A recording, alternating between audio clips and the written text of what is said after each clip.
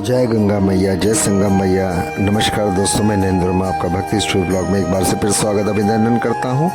आज मैं दोस्तों आपको बताऊं 3 नदियों का संगम महादेव, श्री राम और राजिम माई का मंदिर। छत्तीसगढ़ में भी एक कुंभ का मेला लगता है जो आपको नहीं पता होगा, शायद, पक्का नहीं कह सकता।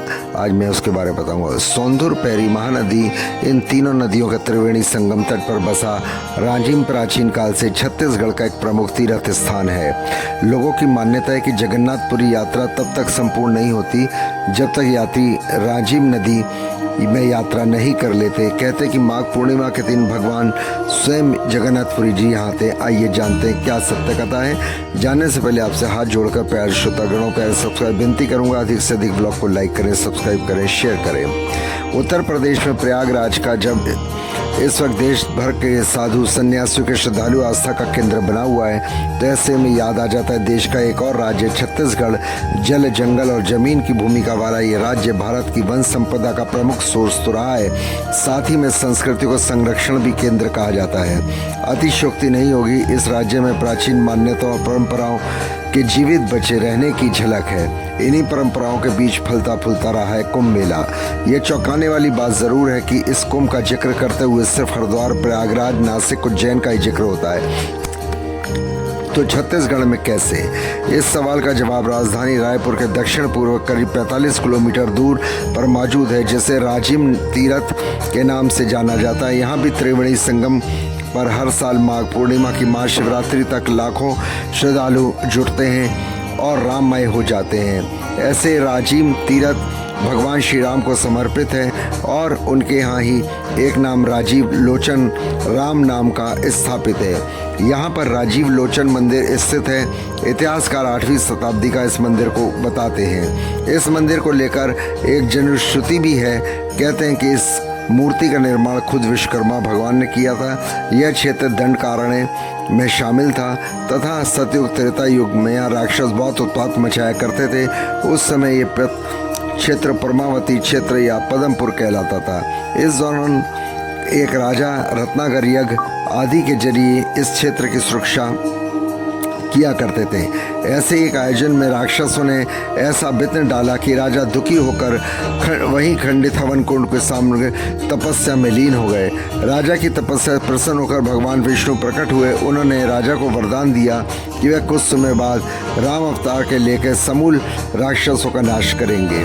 राजिम तीर्थ अपने वचन के तौर पर भगवान विष्णु मूर्ति के रूप में स्थापित हो गए और प्रतिमा पर बड़ी बड़ी आंखें उभर आईं। तभी से राजीव लोचन की मूर्ति इस मंदिर में विराजमान है। एक और जनश्रुति है कि राजा जगतपाल इस क्षेत्र का राज करते हैं। तभी कांकेर में कंडरा राजा ने इस मंदिर का दर्शन किया। इनके मन के लोभ जागा जाता है। यह मूर्ति राज्य में स्थापित होनी चाहिए। पुजारियों का धन प्रलोभन पर आगे नहीं तो कंडा राज बलपूर्वक सेना को मदद से मूर्ति को ले चला था। एक नाव में मूर्ति को रखकर महानदी के जल मार्ग में कांकेर रवाना हुए और धमतरी के पास रुद्री नामक एक गांव के समीप मूर्ति सहित नाव डूब गई। जब मूर्ति समेत नाव डूबी तब वहां हल्ला मच गया कि नाव कैसे डूब गई है। कंडा राजा खिन्न होकर कंकोर लौट गया। उसी समय राजमी में महानदी के बीच स्थित कुलेश्वर महादेव मंदिर की सीढ़ी में आ लगी इस शिला को देख अपने आप पहुंच गई बहते बहते और अपने घर ले गई, कोहलू में रख दी। उसके बाद से तो उसका घर धन धान्य भर उठा। उधर शून्य मंदिर को देखकर दुखी होते हुए राजा जगतपाल को भगवान ने स्वप्न दिया कि वह जाकर तेलिन के घर से उन्हें वापस लेकर प्रविष्ट करें। पहले तो तेलिन राजी नहीं हुए, फिर भगवान विष्णु ने स्वप्न में उनको भी दर्शन दिए और प्रतिमा को फिर से प्राण प्रतिष्ठा हुई। राजा ने इस क्षेत्र में राजिम तेलिन के नाम राजिम तीर्थ घोषित कर दिया। आज भी राजीव लोचन मंदिर के आसपास अन्य मंदिरों के साथ राजिम तेलिन का मंदिर भी विराजमान है।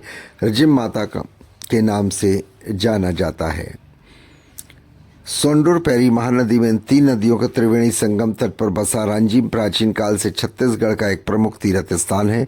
लोगों की मान्यता है कि जगन्नाथ की यात्रा के तब तक संपूर्ण नहीं होती जब तक यात्री राजिम की यात्रा नहीं कर लेते। कहते कि माघ पूर्णिमा के दिन स्वयं जगन्नाथपुरी यहाँ आकर स्नान करते हैं और मंदिर के पट बंद रहते हैं। राजिम तीर्थ में ही कुलेश्वर महादेव मंदिर है, विराजमान है। ये भी प्राचीन काल से इसका बहुत महत्व रहा है। महानदी, पैरी, सोंडूर नदियों का त्रिवेणी संगम पर स्थित इस मंदिर के बारे में कहा जाता है कि ये मंदिर जिस जगह ये मंदिर स्थित है वहाँ कभी वनवास काल में दौरान माँ सीता ने देवों के देव महादेव प्रतीक रेत का शिवलिंग बनाकर उनकी पूजा की थी। तो इस त्रिवेणी कारण राजिम छत्तीसगढ़ का प्रयाग कहलाता है। प्लीज़ ब्लॉग को अधिक से अधिक लाइक करें, सब्सक्राइब करें, शेयर करें, बेल आइकन को प्रेस करें। जय सिया राम, जय हनुमान।